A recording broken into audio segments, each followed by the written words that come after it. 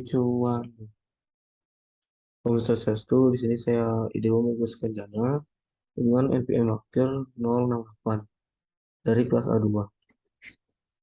Metode perancangan 1. Yang pertama adalah program arsitektur.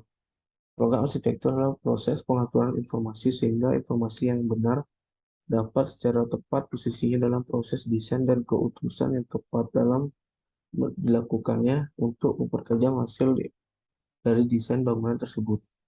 Pemrograman merupakan proses kreatif secara terstruktur terhadap harapan keinginan dan hasrat dari wujud bangunan nantinya. Pemrograman juga merupakan perencanaan prosedur dan organisasi dari sebuah bagian sumber daya sudah tentunya untuk membuat desain suatu konteks dan persyaratan yang spesifik. Yang kedua adalah pengertian program menurut para ahli. Program adalah suatu proses yang menunjukkan dan menerjemahkan secara sistematis misi dan tujuan dari suatu organisasi, grup, atau individu dalam hubungan aktivitas personil peralatan yang terintegrasi, sehingga menghasilkan bangunan atau fasilitas yang efisien dan fungsional. Yang dipaparkan oleh Fraser pada tahun 1949. Yang berikut adalah programming, adalah proses mengidentifikasi dan mengidentifikasikan kebutuhan-kebutuhan desain dari sebuah fasilitas dan mengkomunikasikan persyaratan klien pada perancang. Berikut adalah pengertian programming dari Palmer pada tahun 1981. Yang berikutnya proses program. Program ruang memiliki 3 proses, yaitu mengidentifikasi masalah, konsep desain, dan skematik desain. Identifikasi masalah. Kebutuhan fungsi yang timbul dari keinginan pemilik merupakan titik awal proses pembentukan pertimbangan program yang harus dikuatkan oleh arsitek dari banyak fungsi yang diinginkan oleh klien. Salah satu di antaranya yaitu identifikasi masalah, berkaitan dengan pengumpulan dan pengaturan informasi yang diperlukan dalam rancangan, antara lain menetapkan hal-hal yang diperlukan oleh klien dan permasalahan bangunan. Konsep desain arsitektural adalah cara arsitek menanggapi sebuah kebutuhan desain dengan menerjemahkan ide-ide yang abstrak menjadi rancangan bangunan yang bisa terwujud. Di dalam konsep ini akan tertuang semua ide-ide dasar, rencana, dan tujuan. Pemikiran baru dan unik berdasarkan pendapat, keyakinan, teori, dan kebutuhan dari homeowner tersebut. Konsep desain dalam arsitektur berisi tentang data yang dibutuhkan untuk desain, serta ide dan gagasan seorang arsitek terkait proyek yang akan dikerjakannya. Tahapan dalam membuat sebuah konsep desain arsitektur, yang diantara adalah survei site, membuat analisa zoning pada site yang akan disurvei. Dalam melakukan survei site, data yang harus dikumpulkan saat arsitek melakukan survei site diantaranya adalah sebagai berikut. Luas lahan pada site tersebut.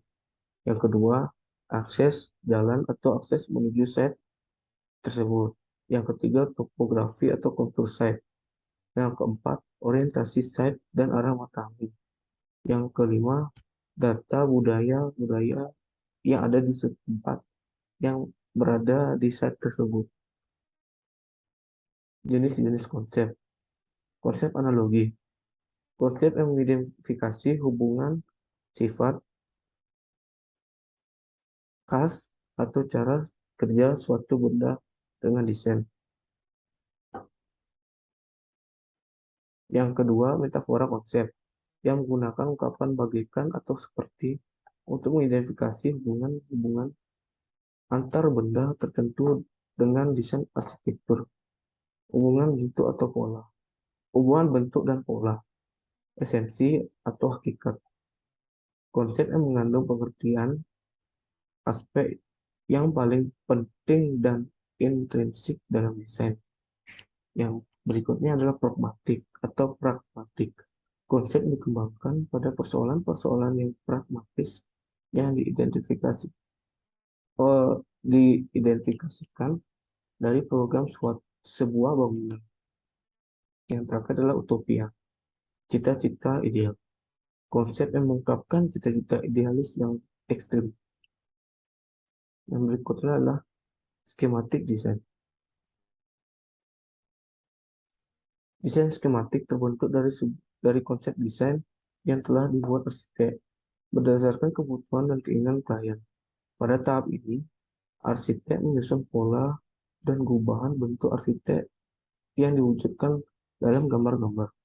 Pada intinya, dalam desain skematik adalah proses yang dilakukan arsitek dalam mengajikan gambar-gambar sketsa bangunan, baik dalam bentuk manual ataupun digital, untuk memperlihatkan bahwa arsitek benar-benar telah memahami arahan dan keinginan klien atau pemilik rumah tersebut berkaitan dengan fungsi dan estetika bentuk. Tujuan skematik desain. Yang pertama, mewujudkan kebutuhan homeowner atau klien seperti yang telah dibahas sebelum. Desain skematik dibuat untuk mewujudkan rancangan desain yang telah dibuat. Berikutnya, menentukan lokasi rancangan desain. Desain skematik juga bertujuan untuk menentukan lokasi setiap ruangan. Yang dimaksud di sini adalah ketika Anda sebagai klien atau homeowner ingin ruang tamu bersebelahan dengan ruang keluarga atau sebaliknya. Yang berikutnya adalah menggunakan bubble diagram. Dalam desain skematik, seorang arsitek dapat menggambarkan sebuah bubble diagram dari desain tersebut. Yang berikutnya, merancang kebutuhan desain. Desain skematik juga dapat merancang kebutuhan bahan dalam rancangan desain tersebut. Dalam desainnya tersebut. Dalam hal ini, desain skematik dapat menggambarkan produk apa saja yang dapat digunakan dalam bangunan serta memperhatikan aspek-aspek sosial yang berhubungan dengan rancangan desain selanjutnya. Teknik presentasi konsep. Teknik presentasi konsep terdiri dari yang pertama adalah menuangkan ide-ide gagasan yang akan digunakan oleh arsitek tersebut. Yang kedua, menggunakan gambar visual saat ingin menjelaskan proyeknya kepada klien atau homeowner.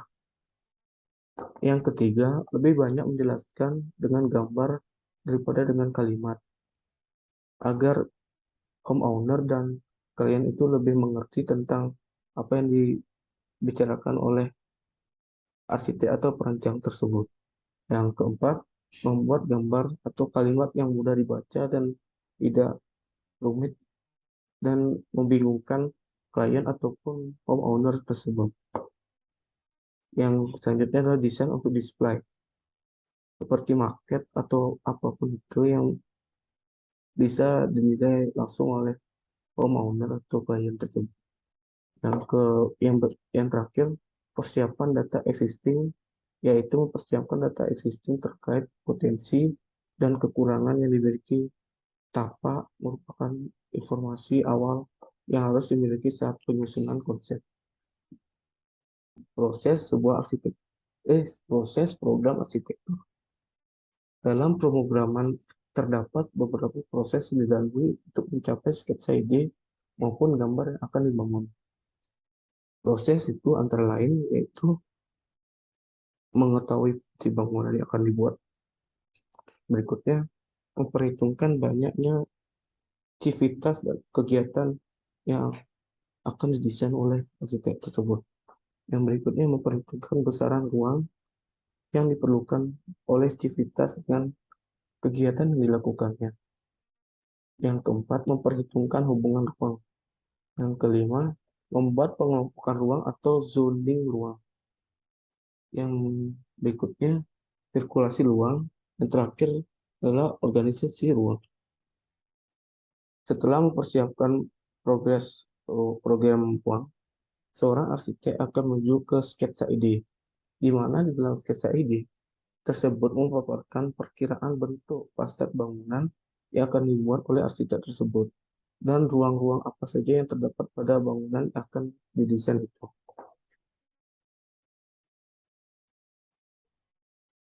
Analisa tapak. Perencanaan tapak adalah proses mengatur lingkungan fisik eksternal secara rinci dan lengkap, memasukkan struktur, pola sirkulasi, dan elemen lain yang membentuk lingkungan binaan. Perencanaan set dan proses desain dilakukan untuk membangun sebuah proyek yang memenuhi persyaratan, fasilitas, dan menciptakan hubungan optimal dengan set alam dan fasilitas yang berdekatan. Program analisa tapak. Hal-hal yang harus diperhatikan dalam menganalisa tapak yaitu perhitungan kebutuhan set untuk mendapatkan perhitungan kebutuhan luas set. Didasarkan atas total kebutuhan luas ruang atau bangunan tersebut ditambah dengan pertimbangan koefisien dasar bangunan atau disebut dengan KDB atau juga building coverage atau disingkat dengan BC untuk bangunan hanya berlantai satu. Biasanya dinyatakan dengan persenan atau disebut dengan MIS dibagi KDB sama dengan 50% atau koefisien lantai bangunan yang disebut dengan juga KLB dibagi dengan floor area ratio atau disingkat dengan FAR.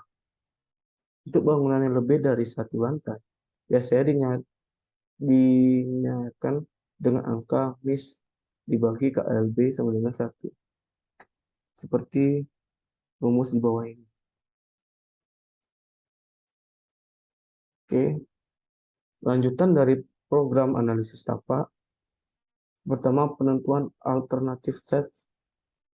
Alternatif set adalah beberapa set yang terletak pada kawasan atau wilayah yang sama, yang memiliki potensi sesuai dengan dibutuhkan oleh fungsi yang dirancang.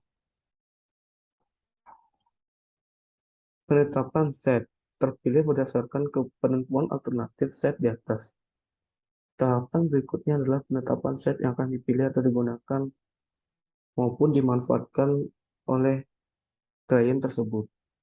Yang terakhir adalah kondisi existing atau analisa set. Kondisi existing set adalah informasi spesifik terkait dengan keadaan dan keberadaan set yang dipilihnya. Lanjutan analisis tapak. Dalam menganalisis tapak arsitektur, harus mempertimbangkan juga tentang vegetasi yang ada pada bangunan itu. Yang kedua, topografi atau jenis tanah yang akan dibangun itu. Pada set tersebut, jenis tanahnya bagaimana. Yang ketiga, existing terdekat dan penggunaan lahan di masa depan. Yang keempat, pola sirkulasi. Yang kelima, potensi views. Yang keenam, pertimbangan keamanan. Yang ketujuh, orientasi bangunan dan pemisahan. 8, kondisi iklim yang berada di lokasi site tersebut, iklimnya bagaimana. Itu juga harus dianalisa oleh arsitek tersebut. Yang berikutnya, entry dalam layanan. Yang terakhir adalah hubungan kontekstual dengan daerah sekitarnya. Mungkin sekian presentasi dari saya. Jika ada kesalahan kata, mohon dimaafkan. Saya tutup dengan Om Santi. Om Santi, Santi, Santi, Om.